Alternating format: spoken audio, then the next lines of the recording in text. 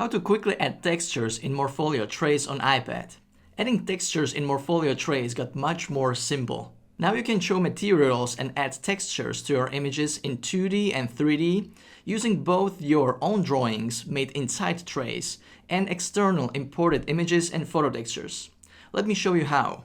I'll show you 5 different examples and use cases, including a 2D floor plan, an exploded axonometry, an isometric sketch, a perspective illustration based on a 3D model, and also a photo mockup scene. The quickest way to add a texture or a hatch is to use the Smart Hatch tool at the top of the screen. If you use the target cursor mode, it can read the layers below so the texture fills just the right surfaces. If needed, you can also adjust its threshold sensitivity together with transparency, color, and scale.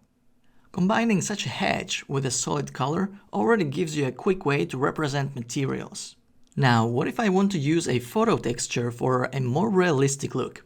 We can import any image or photo texture inside Trace and adjust its position and size. We can also crop it to a desired proportion so it nicely fits with our drawing.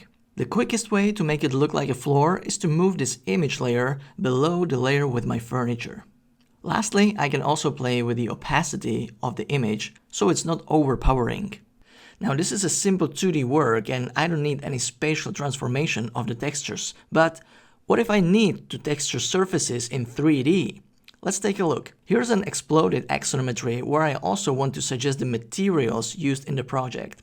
To demonstrate how to texture 3D objects in isometry like this, I draw a simple cube using the Smart Ruler and I create a square filled with a brick hatch. Using the Selection tool, I now have the option to transform the hatch or any of my drawing and distort it so it fits the isometric view. When the selection is active, I can simply duplicate it to quickly texturize all the visible surfaces of the cube in one go. Still being in isometry, let's take a look at how we can apply a photo texture instead of hatches.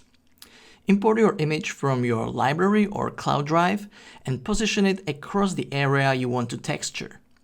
Again, select the image and choose 2D or 3D transformation to match the surface orientation.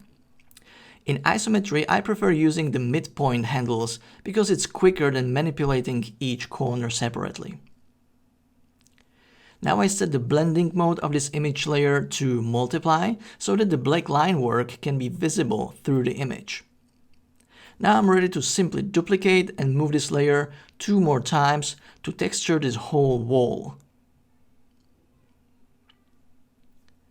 Because this is a children's room, let's add a children's rug on the floor.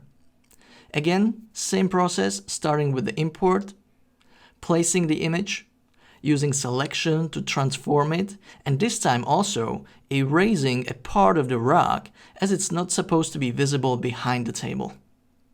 Let's move to a perspective view. Compared to 2D or isometric views, there's only one little difference. When selecting a hatch or a photo texture, we need to use the corner handles to correctly distort them in perspective.